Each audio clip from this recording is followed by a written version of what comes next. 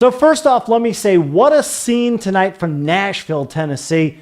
It looked like a great place to be to watch the NFL draft. They said nearly 150,000 were packed in strong, and it looked like an epic scene as I watched it unfold. And by the time that the NFL commissioner, who I should say was booed mightily at times in Nashville, TN, had an opportunity at number 6 overall in round 1 to announce the New York Giants' pick.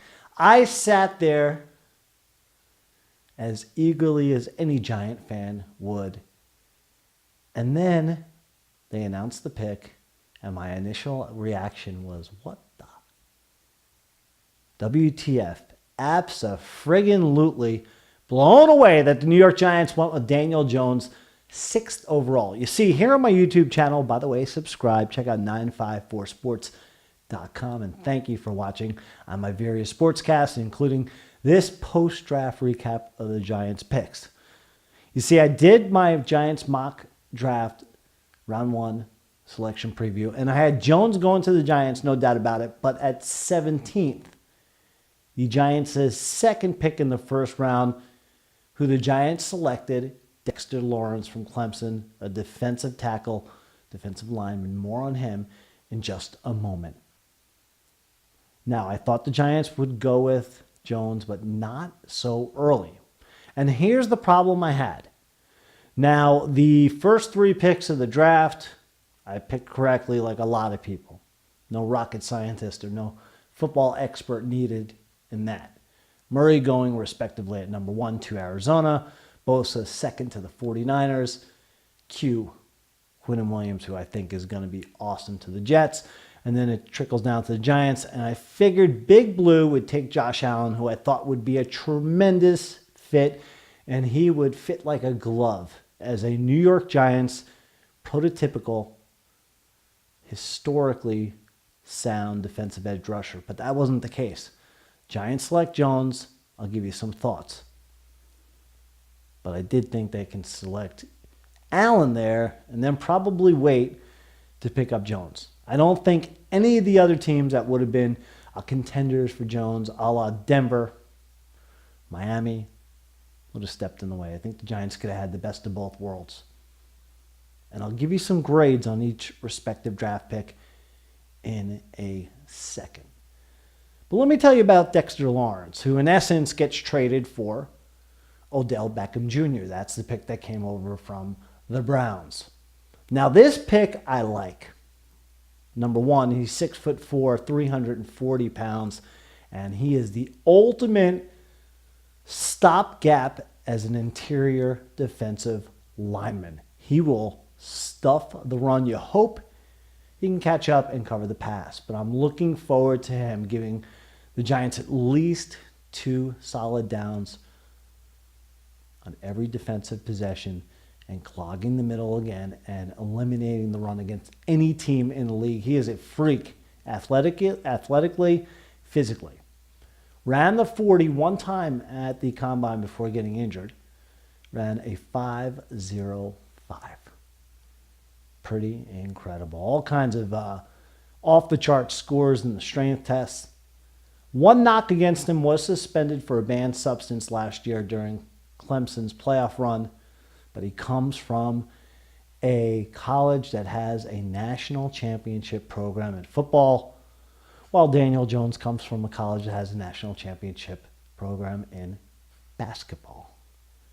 Now, as for Daniel Jones, you know, by the way, he and Dexter Lawrence squared off against each other. Yeah, I have some footage. Check it out, number 90, getting the best of the Duke quarterback. Now, teammates in the tri-state area of New York City for Big Blue, the New York Giants. Now, Daniel Jones comes to the Giants whether you like it or not. And when I said the Giants would probably take him in the first round at 17, I liked what I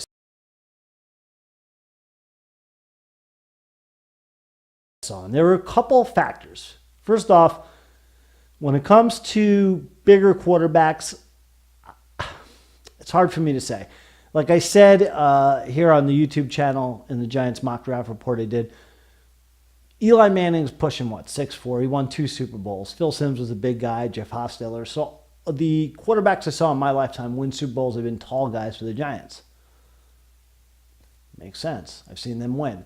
However, I was always a huge Doug Flutie fan. Yes, I love my Flutie Flakes. Let's get a picture of him again. 4 bowls per sitting. Almost wipe out a whole box, I'm telling you. I love Doug Flutie. Big fan of Russell Wilson. So nothing against the shorter, mobile quarterbacks, but that's not the New York Giants way. So with that said, I like the size factor with Jones, 6'5", rocket for an arm, a guy who is potentially going to go to an Ivy League school. So what's that mean? He's got something up there. The light bulb is on. Duke is basically an Ivy League school academically in the South. And I also like the cosmic cuckoo factor, as I'll call it. The David Cutcliffe factor. He was Peyton Manning's offensive coordinator at Tennessee when he was so successful as a college player with the Volunteers. Peyton worked out with him in the offseason as a pro, of course, Peyton Manning. A gold jacket guy, a Hall of Famer, right? He will be. And we know the rich history that the Mannings have is basically the first family of football, at least on the offensive side. I heard a good remark tonight that the Boses are the first family of football on the defensive side. Makes sense. Makes sense. Their dad was a number 1 overall pick, and the 2 brothers, respectively, with Joey Bosa going to 49ers second overall tonight. Pretty incredible. Both Bosa brothers studs and outstanding defensive football players. But the connection is Coach Cutcliffe with Manning, Peyton at Tennessee, working out with him in the offseason. Then he becomes the offensive coordinator at Ole Miss when Eli Manning was there, having his success. Then becomes the head coach at Duke. Peyton and Eli notoriously have gone for off-season workouts with Coach Cutcliffe on Tobacco Road in Durham at Duke. And that is, in essence, next to their old man Archie, the second most important guru when it comes to coaching and quarterbacking for the Mannings. So you figure Coach Cutcliffe had a chance to coach Jones at Duke. We're not talking about Davy Jones from the Monkees, right? We're talking about Daniel Jones, the heir apparent, it appears, to Eli Manning. Hard to believe Eli is 38, 2-time Super Bowl champion.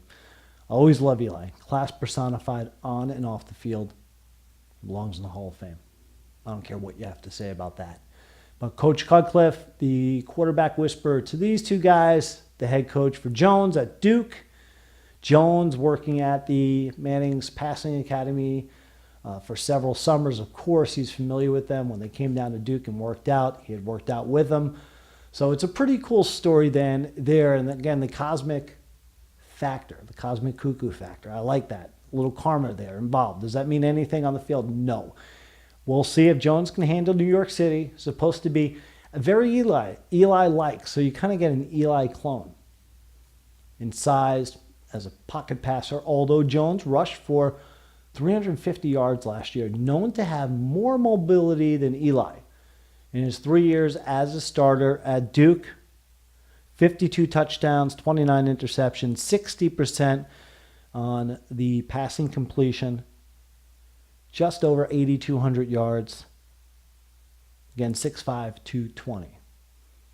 Well, Dexter Lawrence, again, part of a very, very prestigious program in Clemson. In his 3 years as a Tiger, 10 sacks, 18 tackles for loss. So the Giants get, on paper, 2 very skilled football players. Again, I think if you flip-flopped it and you would have gotten the defensive edge rusher or interior lineman, the hog molly, as Dave Gettleman says, Warren Gettleman in a moment, as my final thought. You would have gotten that interior lineman. I would have loved to get, the edge rusher and Josh Allen. I thought it would have made perfect sense to pick him up at 6, and then Jones would have been there at 17. I'm almost convinced that you could have, again, I know it's the second time I'm saying it, had the best of both worlds. But it turns out to be the way it is. Okay, so final thoughts. Grades. Lawrence, I'll give an A-. I think he was the best available player at the spot. Again, freakish size, athleticism, and I think he'll be a great giant lineman. He fits the mold. He'll fit in nicely in their defensive scheme for James Betcher. So I'll give him an A-, okay? I think that's being generous. Jones, if the hypotheticals don't matter, but I'll get it out there. If he was selected at 17th in the first round, I probably would go with a B-. Since he was selected when he was, I'm going to go with a C-. And I think that's being generous too. I think a lot of people, a lot of Giants fans would have something to say about that. And you non-Giant fans, you're probably scratching your head with the whole Odell Beckham thing. Watch my report here on my YouTube channel about that. I'm not going to rehash that. I'll give you my thoughts. A lot different than non-Giants fans' thoughts. Will say, what the F? You probably did that again tonight, but we'll see. The one thing with the NFL draft, right? Time will tell. Tom Brady, 6th round pick. You don't know. So many busts in the first round, and of course, so many success stories, and so on and so forth. So again, time will tell. But the Giants have the future right now at quarterback, we think, with Jones from Duke. It'll be a very interesting story going into Eli Manning's last year in his contract. What I hope for Eli, of course, is what I think all Giants fans are hoping for. One more gasp for glory. Just a little bit left in the tank for Eli to get the Giants to the finish line.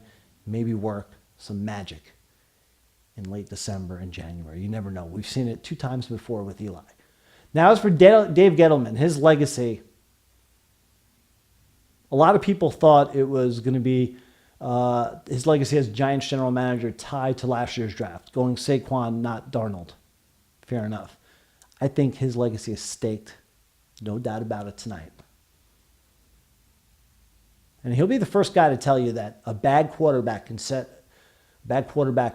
drafted early can set a franchise back for, I think he's quoted as saying like a decade. Whatever it is, 5 to 10 years, I would say. So his legacy is staked to this. And remember what they say in the great movie Gladiator, which is on like every minute. What you do in life echoes in eternity. And I think that applies to Dave Gettleman.